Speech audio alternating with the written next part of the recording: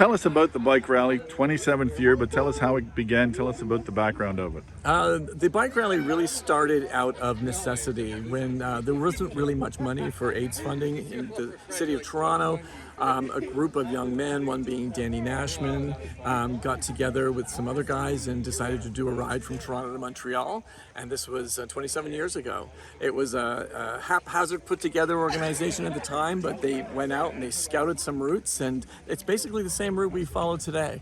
And we just do different things to make sure that it's safe and make sure that everyone is taken care of on the road, because all you have to do is come, put your bum in a seat and ride.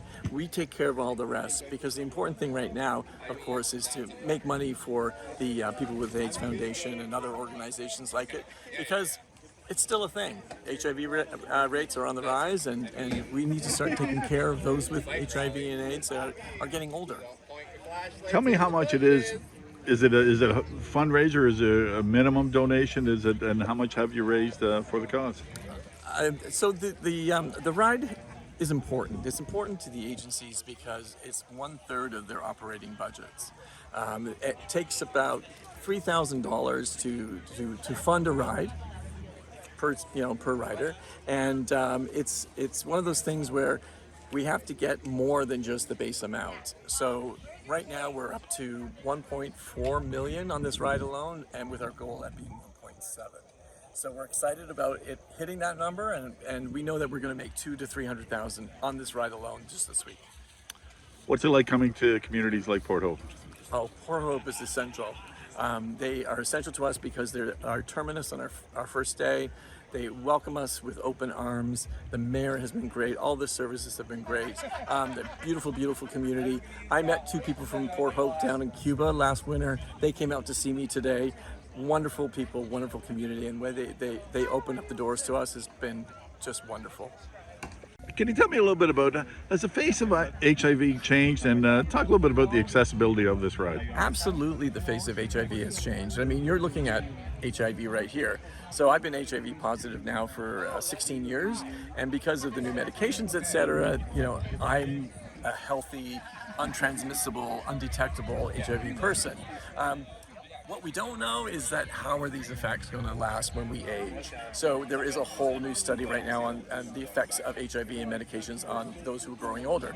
There's also a whole new demographic of new Canadians that are coming into Canada who are HIV positive, and they haven't had the same care in their third world growing countries. So luckily they come in, and we have something for them here in terms of getting healthy and getting better meds, getting on proper food, etc., and vitamins, and a healthy diet and that stuff. So it's really, really changed, and the agency does that work. It does the boots on the ground for people who need the services.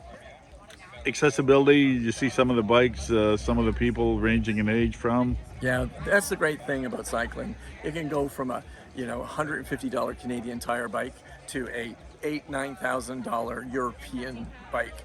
And really, it's about the performance. You want to spend the money and you have the means, please go ahead and do that and enjoy the ride. If you don't have the means and you want to just join us, you can do that too, because as we say, the ride is a journey. It's not a race. It's not to come in first. It's to come and enjoy the day. Last question. Tell us about next year's event.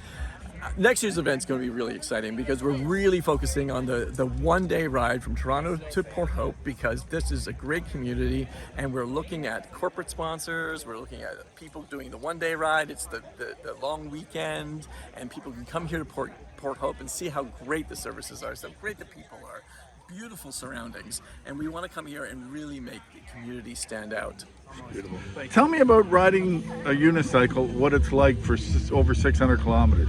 Well, it'll be the first time I've done that much kilometers in consecutive days. My longest one-day ride is 217 kilometers in a day, but consecutively speaking, this will be the longest, so I'll get back to you on that answer. Hardest part? That's a really good question. I want to say actually hydration and nutrition is one of the hardest parts. Obviously, you've got to master the balancing, but I mean, when you're reaching for water, when you're reaching for something... So water's pretty easy, it's here. Yeah. Snacks are just over here if I ever need little things. So if I make stops for longer breaks, then I get into the big backpack where I've got some other stuff too. Whereas other people coast down a hill, you're constantly pedaling. Thank you for recognizing that. That's correct. There's no freewheeling on this. No coasting, constant pedaling, feathering the brake, going down for some more control. But on the uphills, I do pass the odd person. So. Is that right? True story. Top speed, or do you know even? Top speed, I looked down and saw 34, 35 today. How you feeling after today? I feel fantastic. Yeah, this is really good. It gives there's a bit of a high for sure. What's it mean to you to be in this for the first year? It's incredible. I even liked it during the opening speeches in Toronto. They were sharing a lot of stuff, and I got a bit emotional in a sense of that. So that kind of obviously hit to the core. So I feel like on day 6, it'll be tenfold. Last question: your back? Does it hurt like back or anything? Or like not that I don't need to go see the care yet. So it seems fine. The posture is actually not terrible on these, as far as that's concerned. And the strap on the waist and the strap on the chest really helps to take the weight away from the back itself. So beautiful. That's amazing. yeah. And sorry, gears? Does it have This gears? is a geared unicycle. There's a shifting pin right here.